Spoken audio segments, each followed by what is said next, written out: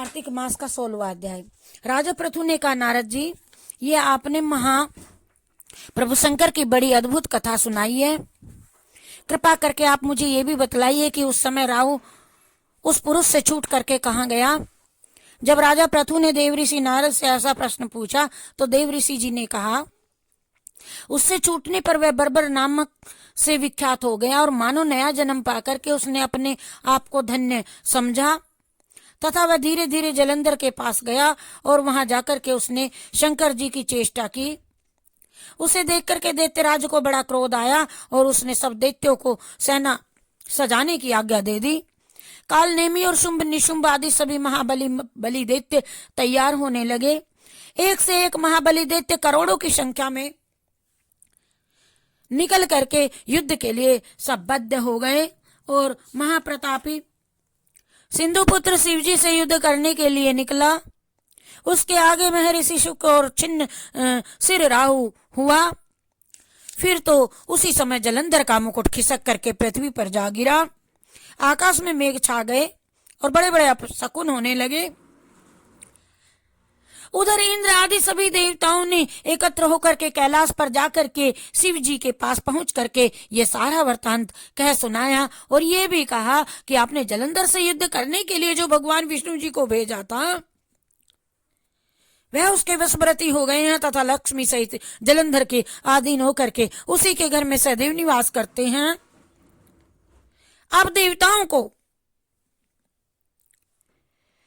आप उनके यहाँ निवास करना पड़ रहा है सभी। अब वहां सगर पुत्र आपसे युद्ध करने के लिए भी आ रहा है, अतः आप उसे मार करके हमारी रक्षा कीजिए।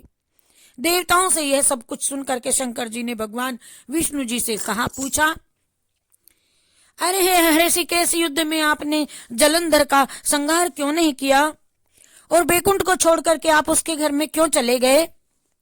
ये सुन करके भगवान विष्णु ने हाथ जोड़ करके नम्रता पूर्वक शंकर जी से कहा, उसे आपका अंशी व लक्ष्मी का भाई होने के कारण मैंने नहीं मारा। वह बड़ा ही वीर तथा देवताओं से है। मैं सत्य कहता हूं कि उसे कोई भी नहीं मार सकता है। इस पर मैं मुग्ध होकर के मैंने स्वयं उसके घर में रहने का वर दे दिया और इसी कारण मैं उसके घर में रहता हूं। ए सूर्यवर्य विष्णु, आप ये क्या कहते हो। सूर्यवर्य विष्णु, उस दैत्य जलंधर को मैं अवश्य मारूंगा, इसमें कोई संदेह नहीं है। अब आप सब देवता जलंधर को मेरे यहाँ मरा हुआ ही समझें और मरा हुआ जान करके ही अपने स्थान को आ जाइए। जब शंकर जी ने ऐसा कहा तो सब देवता संदेह रहित होकर के अपने स्थान को चले गए। ठीक उसी समय पराक्रमी जलंधर अपनी विशालकाय सेना सजा लेकर के कैलाश पर्वत को आकर के घेर लिया और सिंहनाद करने लगा। दैत्यों के नाद और कोलाहल से शिव जी क्रुद्ध हो गए और उन्होंने अपनी नंदी आदि गणों को उसके साथ युद्ध करने की आज्ञा दे दी। कैलाश पर्वत के समीप भीषण युद्ध होने लगा। दैत्य अनेकों प्रकार के अस्त्र शस्त्र बरसाने लगे। भेरी मृदंग शंख तीरों त्रका हाथी घोड़ों और रथों के शब्द से पृथ्वी कांपने लगी। युद्ध में कटकट करके मरे हुए हाथी घोड़े और पैदलों का तो पहाड़ लग गया, जिससे कि युद्ध भूमि में भी अगम हो गई, जगह कम हो गई।